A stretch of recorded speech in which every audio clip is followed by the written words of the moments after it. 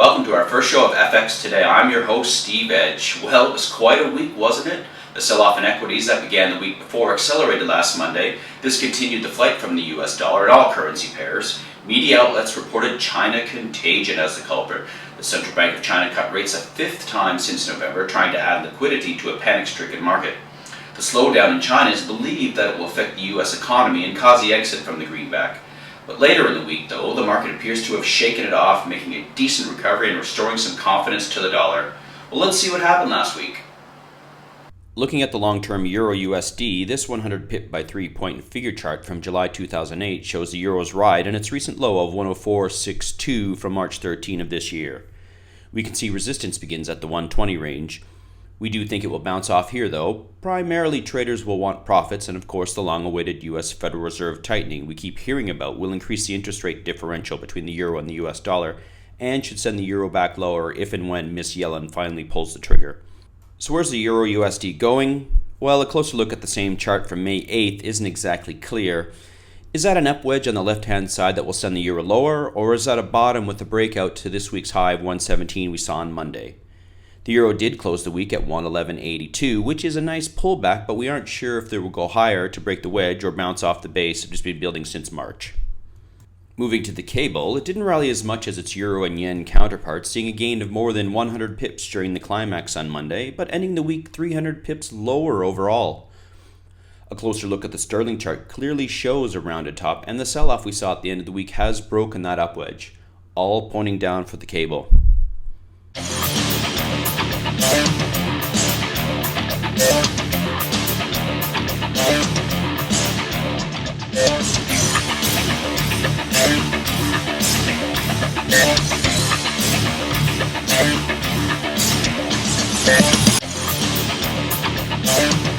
This next chart is the euro-sterling pair. It's a 25 pip by 3 from September 10th, 2014. We can clearly see a rounded bottom that has formed and the start of a down wedge into that bottom at the 74 to 73 range. We think it will do a bit more work on that wedge, probably pulling back to 72. We like buying the dips for this pair and don't see 78 as an unreasonable target. Turning to the yen US dollar, this pair was the biggest mover during the Monday panic, moving 300 pips in 30 minutes. Boy, those shorts got squeezed. Our 100 by 3 pip point and figure chart from June 2007 shows the US dollar's breakout versus the yen from its 125 high, and then the pullback to 116.10 it achieved this week, breaking that up wedge. The yen continued to recover for the rest of the week, ending almost unchanged from Monday.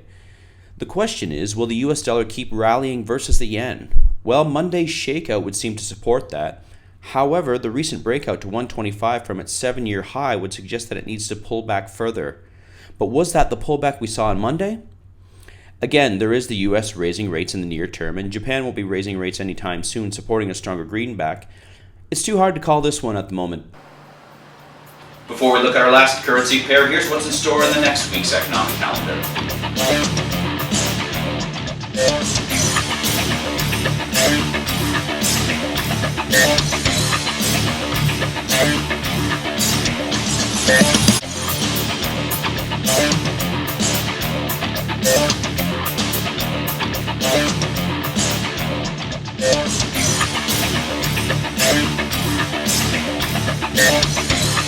The last pair we'll look at this week is the sterling yen.